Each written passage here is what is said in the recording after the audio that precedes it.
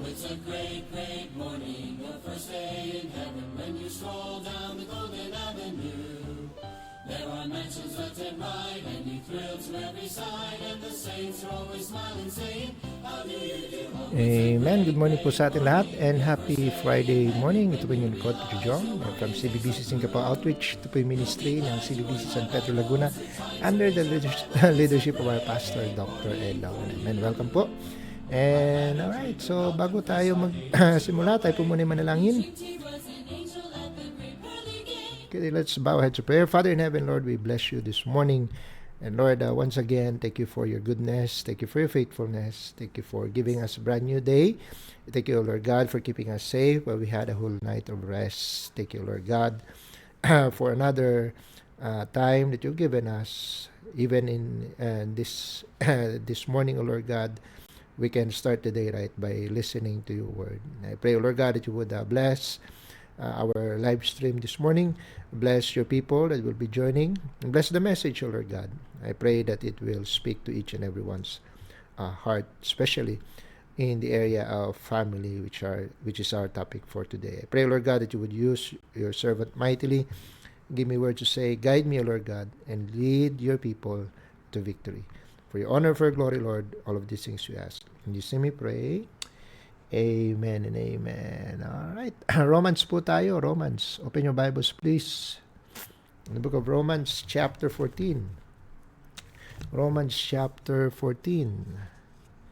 Okay, we'll be reading one verse. Romans chapter 14. And let's read verse 12. Romans 14 in verse number 12. Sabi diyan, okay, so then every one of us shall give account of himself to God. Every one of us, no? Every one of us shall give account of himself to God. Okay, so not only us. So this means everyone, every saved. And that's why if you are a parent, this morning you believe, your children have a testimony that they are saved, they receive Christ as their Savior. This is a very important topic for this morning. For every parent, for every kids, I like to speak about the subject, teaching accountability to your kids. Teaching accountability to your kids. And by accountability, what I mean is accountability to God. Accountability to God. Right? Tayo po muna manalangin. Father in heaven, Lord, we bless you. And I pray, dear God, that you would bless the message that we're about to hear this morning. I pray, Lord God, that you would use your servant and give me words to say and help your people, Lord God, to gain not just information, not just knowledge, but I pray, Lord God, that this will help them to help your children, every parent, Lord God, to find wisdom in this message. And I pray, Lord God, for your honor, for your glory alone. In Jesus' name we pray. Amen. Teaching accountability to your kids, no? So every parent, of course, nandun yung desire, ng every parent to know, that their kids are saved. So that's why as much as possible, gusto nating kumbaga meron silang assurance of their salvation, di ba? That they know for sure that they're going to heaven when it's their time. But the big problem is when you get your children to get saved, no? So you have someone or you yourself nag-share ka ng na-share yung gospel sa iyong mga anak, but then what then? Most of the time, it stops from there or nagiging silent na. But we have to understand, that they need to be accountable. Not just feel accountable, but be accountable to God. Sabi ng verse natin, every one of us, which includes your children, shall give account of himself to God. Di ba? So, ang nangyayari, if your children, they grow up to be answerable only to you, di ba? then it will stop right there. Doon lang sa iyo lang sila accountable. So when you are not around, wala na. No, remember mga parents, no, you will not be around for your kids all the time. 'Di ba? So stop trying na maging pulis sa iyong mga anak, no? And start training them to have a heart for God. Amen? Kasi kung magbe-behave lang man sila, kung nandiyan ka nakatingin, 'di ba? Then you have not taught them character. No, ang masama or ang malungkot, ang itinuro lang mo lang sa kanila is magtago. 'Di ba?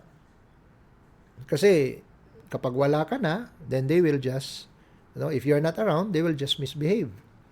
No, and that's the problem.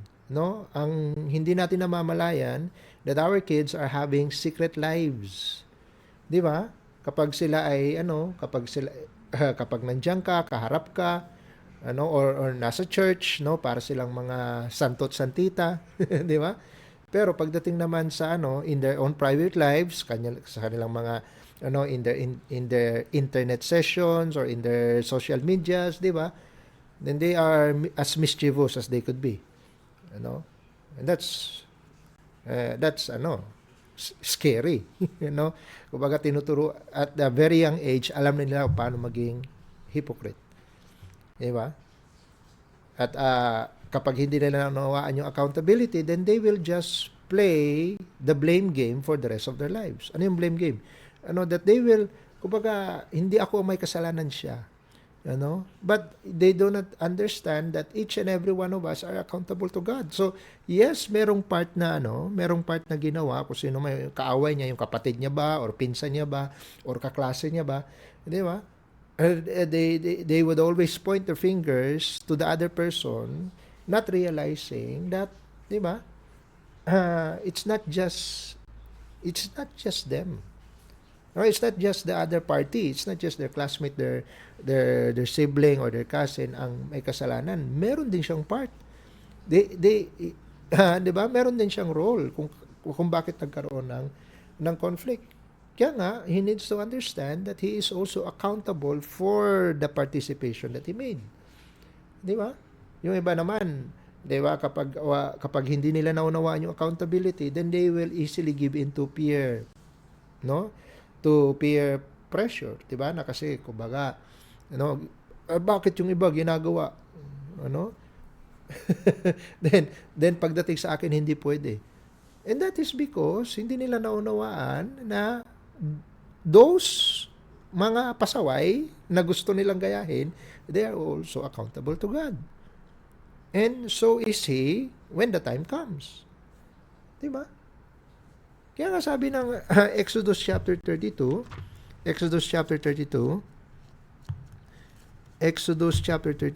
isa sa mga commandments ng Panginoon, Exodus 32 in verse 2.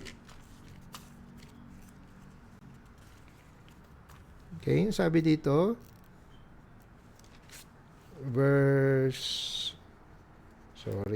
medyo dikit-dikit kasi yung pages eh. Exodus 32 verse 2, sabi diyan, and Aaron, Exodus 23, hindi pala 32, 23 in verse 2. Exodus 23 in verse 2, sabi siyan, thou shalt not follow a multitude to do evil. Neither shalt thou speak in a cause to decline after many to what? To rest judgment. Di ba? Just because ginagawa ng multitude, gagawin mo rin, even though it's evil. Amen? Hindi tayo nakikisabay sa uso. At yun yung dapat maunawaan ng mga bata. That they are not supposed to go with the flow. Di ba? They need to have their own conviction. Hindi dapat sila mag-give in just because uso or trending or click sa panahon ngayon. They need to know how to stand alone as a Christian, as a person who is accountable to God one day. Dapat maunawaan ng mga bata na that life doesn't just no, especially meron silang eternal life, if they believe, no, na tinanggap na nila ang Panginoon bilang kanilang tagapagligtas, dapat nilang maunawaan. No, wag silang short-sighted. Dapat silang maging eternity-sighted, di ba? kapag short-sighted sila, they think that alam yun, yung buhay nila is just revolves around this earth, di ba? Yeah. Yan mo, kaya nilang mag-spend ng ilang oras sa kanilang mga laro, sa kanilang mga gadgets, but then 5 minutes na pagawan mo ng household na chores, di ba? Para sa kanila too hard na. 5 minutes na pagwawalis, 5 minutes na paghugas ng pinggan, 5 minutes na pag-ayos ng kwarto, para sa kanila mahirap na. Pero kaya nilang magbabad sa kanilang sa YouTube, sa Facebook, di ba? Why? Because they don't see any accountability. They need to know that they have a future appointment with Christ. Amen. It is appointed unto man once to die, but after this, the judgment. Hindi lang po yan sa mga unsaved. It goes for everyone, pati sa mga saved. Why? Because we have this judgment seat of Christ. Amen? And they would be accountable to God one day.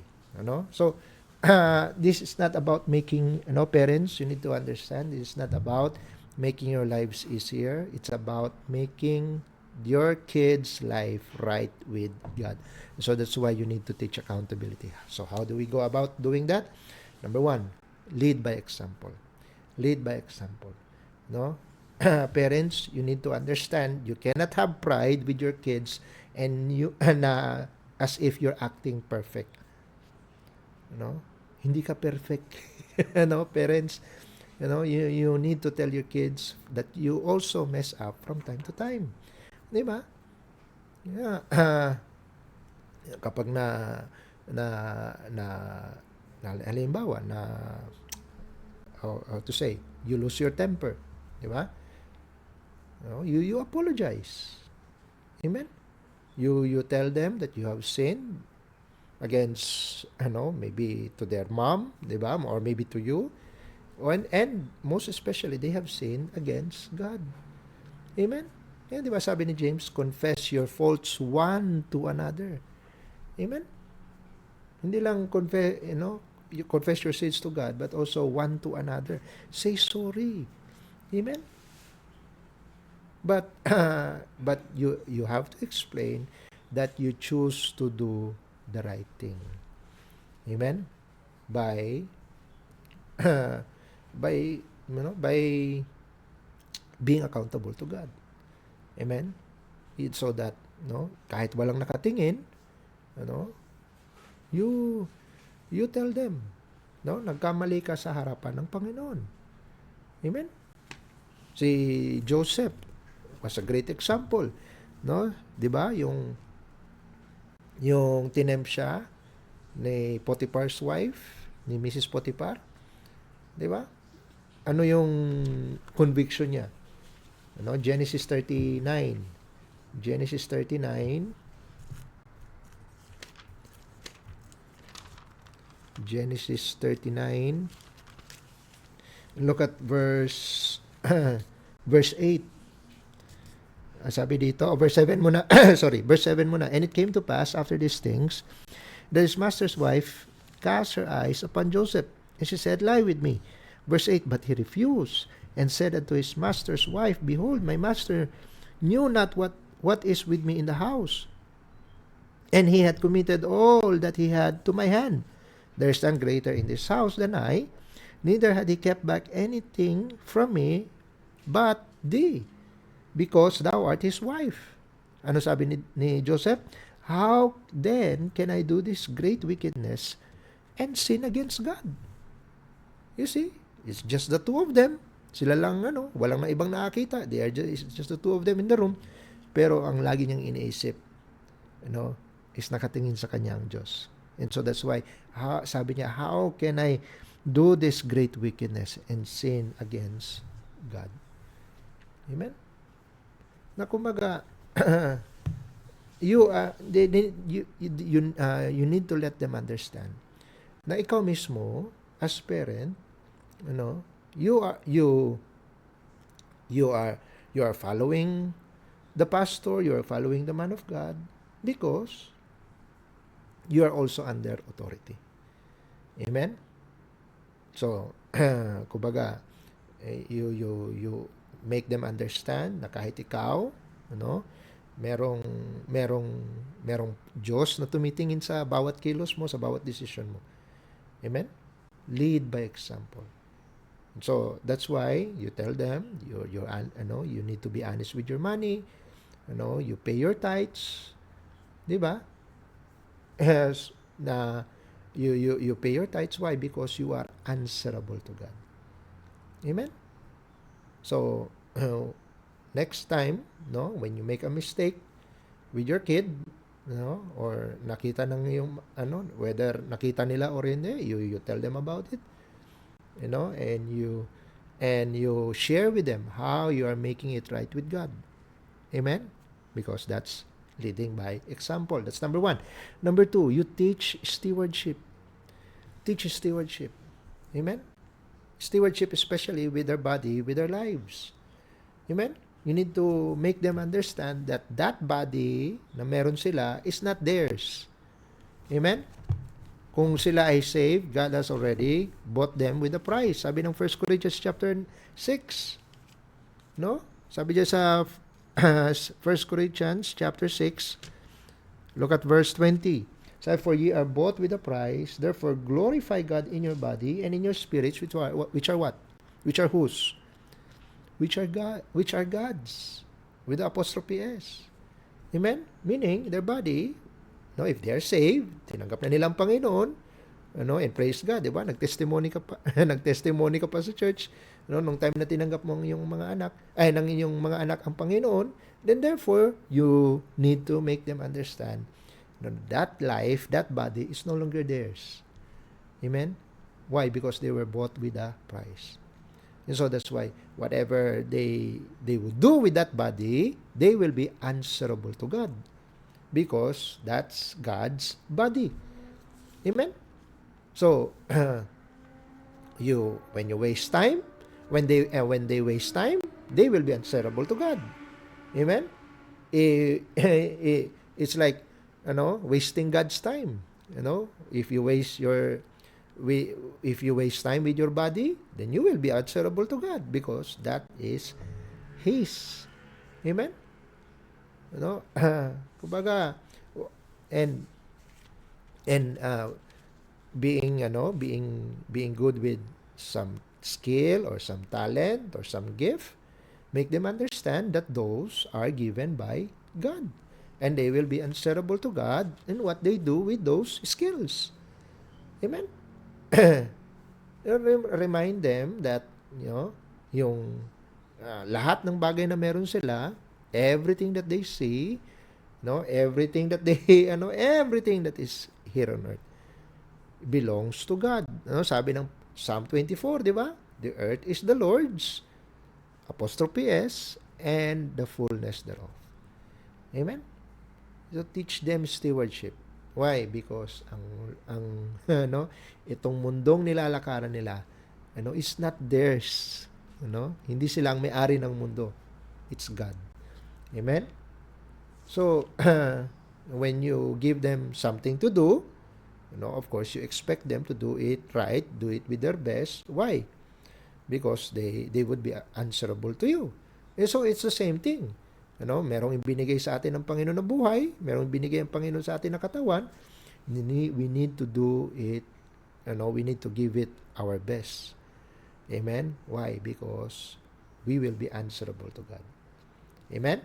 So, especially with this life, and by the way, make them understand that they will not be answerable to you pagdating sa judgment day. They will be answerable to God. So, number 1, lead by example. Number 2, teach stewardship. Number 3, ask heart-searching questions. Kumbaga, wag lang yung, anong ginawa mo ngayong araw nito? But ask them, who did you try to, ano? Who are you trying to, who did you try to please today? Di ba? Sino ang, you have to understand, mga kapatid, did they made any attempts on pleasing God? No, or just pleasing people, pleasing their friends, pleasing their teachers, pleasing, di ba? Kasi sabi ng Galatians chapter 1, verse 10, di ba? Galatians chapter 1, in verse 10. Sabi dito sa verse 10, for do I now persuade man or God, or do I seek to please men? For if I yet please men, I should not be the servant of Christ. Di ba? So knowing that this life, this body belongs to God, so they have to understand that they need to please God with their body, glorify God with their body. Amen. So who did you try to please today? Who did you try to make happy today? Hello. Ask them if they would, whether they would realize, that if they did something mischievous or did something wrong, something sinful, make them realize that Jesus, did you ask them this question? Did you ever realize that Jesus was beside you, watching what you did? Because sabihin mo na, yes, I am not around. Nobody was around. But have you realized that God was there? Diba? Make them think. Amen? Remind them that no matter how thick the wall, no matter how dark the room, no matter if it's just inside the brain, God can see it. Ano sabi ng Hebrews chapter 4? Hebrews chapter 4. Hebrews chapter 4 in verse 13. Hebrews chapter 4 in verse 13. Neither is there any creature that is not manifest in his sight, but all things are naked and open unto the eyes of him with whom we have to do. You know that word, with whom we have to do? That's a King James for with whom we are accountable. Amen. All things are naked, open before his eyes. Walang there's no door that is locked. There's no lights that are turned off pagdating sa Panginoon. Everything is made bare. Hello.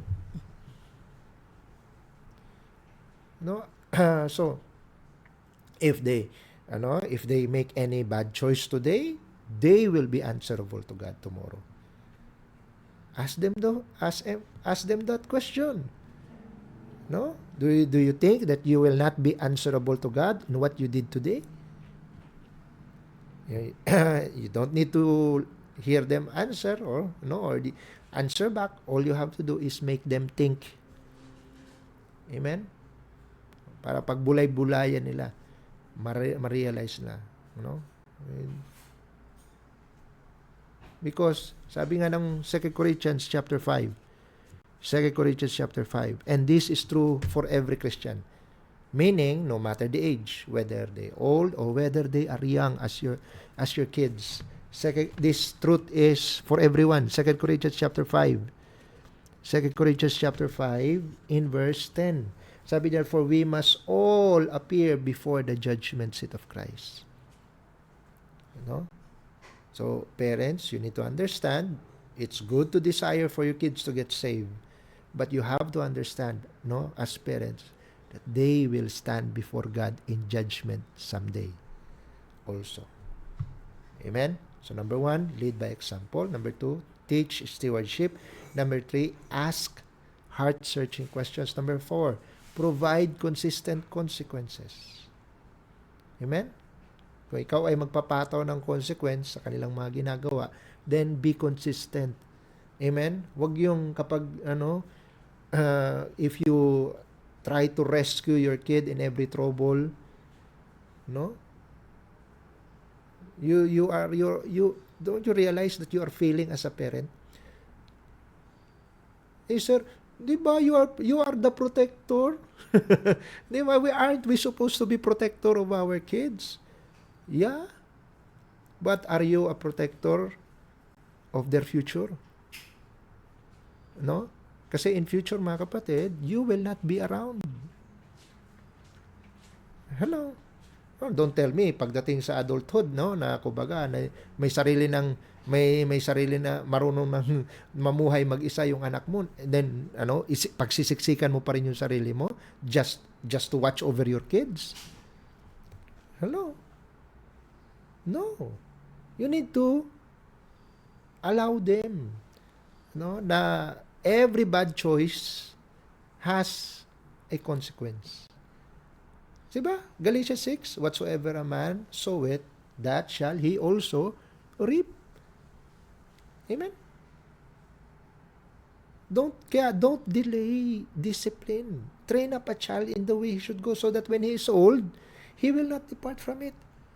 Amen? If you wait too long para i-disiplinahin yung mga bata, then they think that they're doing it right. Diba?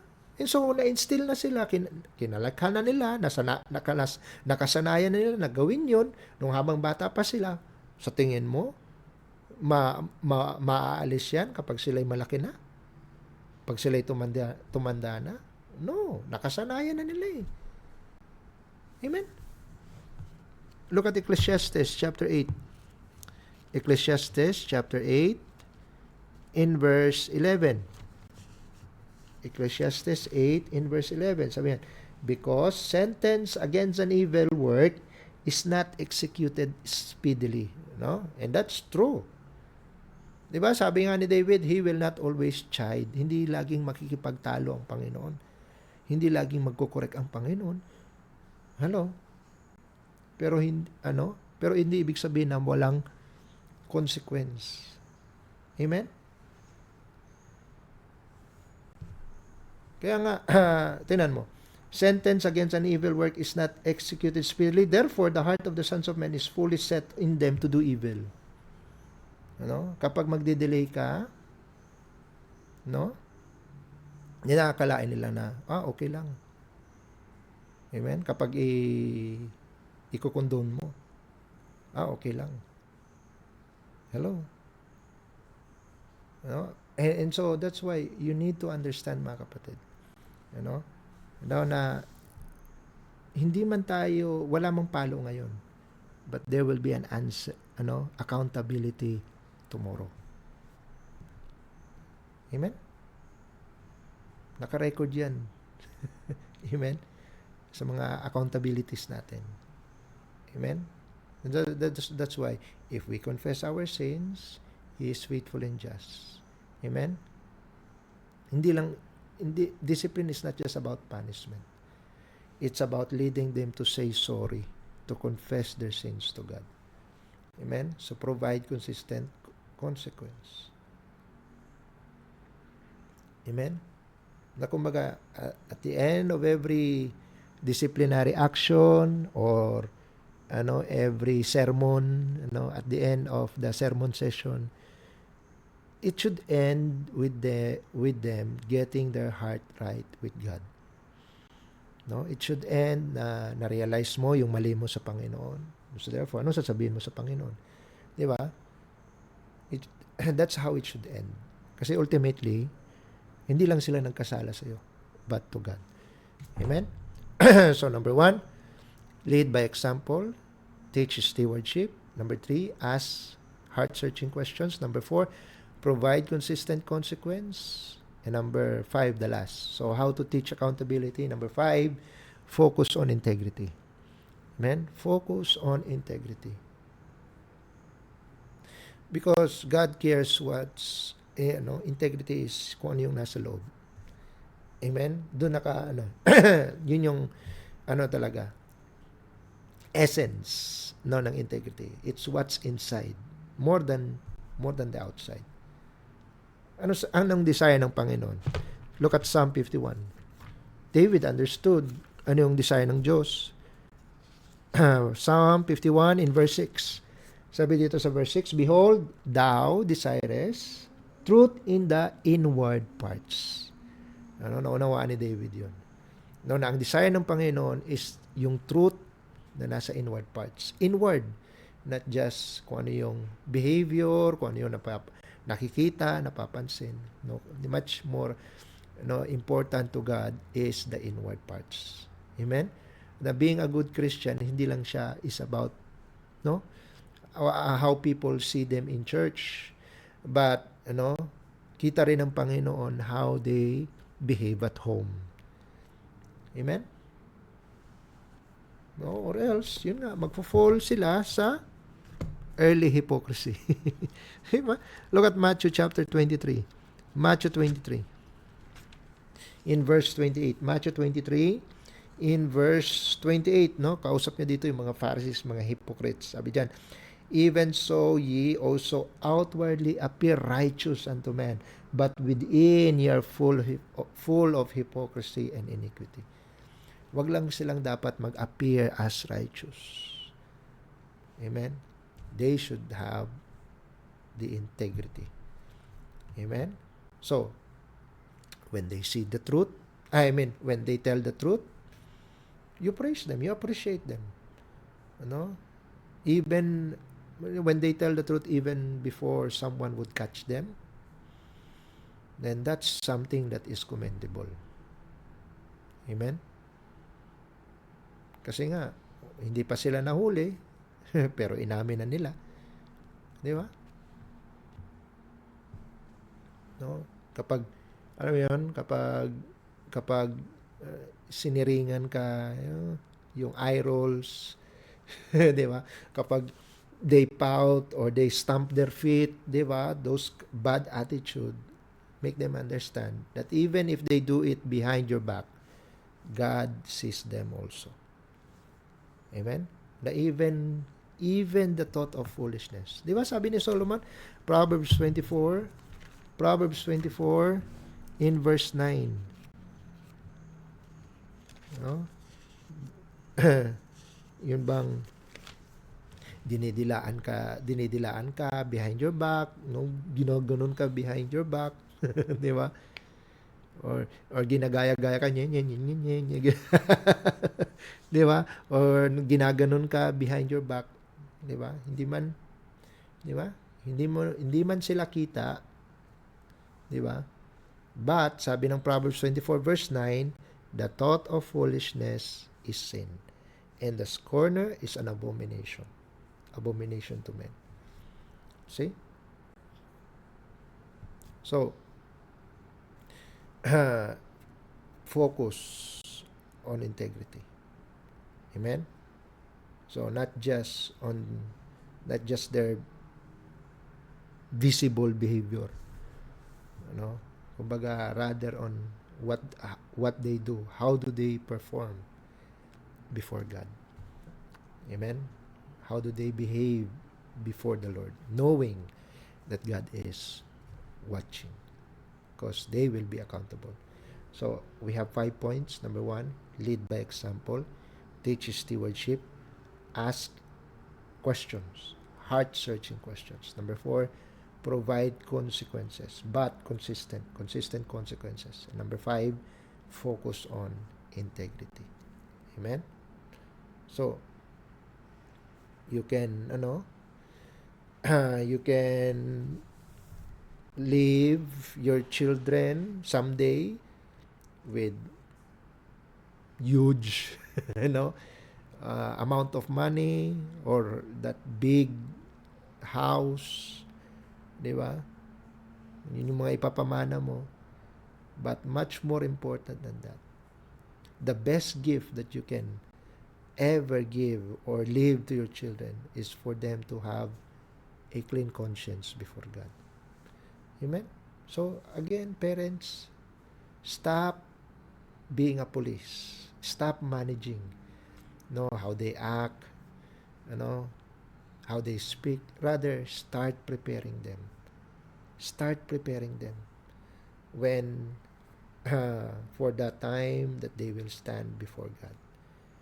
Every single word, every single thought matters. Diba? Sabi, every idle word that man shall speak, they shall give account in thereof in judgment. Diba? Kaya make them know that they are accountable. So stop trying to be the only judge, of their life. Train them to be answerable to God. Amen. Teach them that they will stand before God someday in judgment. Okay, tayo po yung manalangin. Father in heaven, Lord, we bless you. We thank you, God, for your word. We thank you for giving us the understanding that we need not just desire salvation for the kids, but also accountability. And I pray, O Lord God, that every parent would take heed. And take heed of this great warning. As parents, they should not be just after behavior, but they should be after character and integrity, knowing that God is the great judge, and that you will not be around. They will not be around for their children forever. And I pray, O Lord God, that every parent would take heed of the warning that is given by this message. And Lord, help us to live a family life that pleases you. Thank you for your love. Thank you for your word. Thank you for your wisdom. We give you back the glory. In Jesus' name we pray. Amen and amen. Alright, I hope naging blessing po ang message natin ngayong umaga at nakapulutan natin ang aral. Alright. Batiin natin ang ating mga kasama.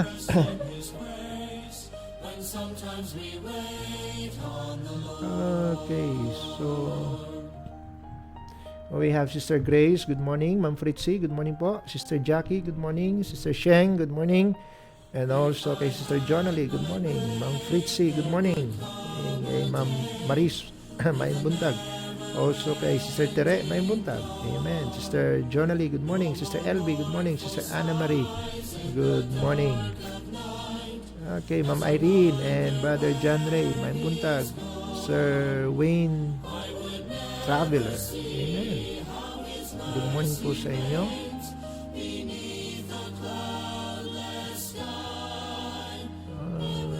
Okay.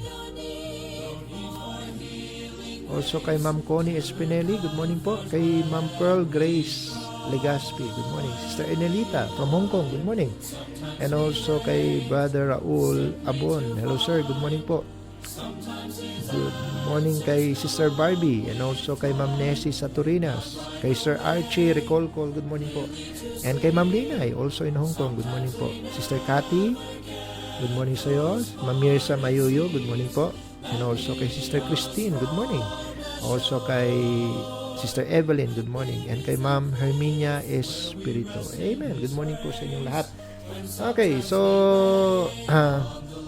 dyan po tayo nagtatapos. Members, pag-pray po natin yung ating mga service this coming weekend, tomorrow. Amen. If you're free, meron tayong Saturday service. Then meron tayong, of course, big day on Sunday. Let's pray. Let's pray for revival. Let's pray for the Word of God. Once again, speak to each and every one. Okay, tayo po ay magwakas po sa panalangin. Father in heaven, Lord, we bless you. We thank you for all the blessings that we have received this morning. And I thank you, Lord God, for your people who've joined the live stream. Bless, Lord, the members of the outreach. Bless their work. Bless even their employers, oh Lord God. Bless them in their workplace. Give them wisdom. Bless them in their travels, oh Lord God. And I pray that you keep them safe. Bless their families. Bless our loved ones, even the children, the kids. Bless, oh Lord God, bless them in their day-to-day needs. Give them your provision and protection. Pray, O Lord God, for the church in San Pedro with our pastor, Dr. Ed, the missions and the outreaches, O Lord God, that you continue to bless. Thank Thank you, Lord God, for our pastor, his vision. Thank you for his surrendered life, O Lord God. And thank you, O God, for the outreach. Thank you for giving this live stream ministry that every other day, O Lord God, we will be fed by your word. Thank you to use this program, O Lord God, for your honor, for your glory, to be a blessing and help to your people. Thank you for the privilege you given your servant, and we give you back all the glory and honor. In Jesus' name we pray. Amen and amen. Alright, thank you po for joining. Magkita-kita po tayo sa Lunes for our next morning devotion. Members, see you this weekend. God bless you all. We are dismissed.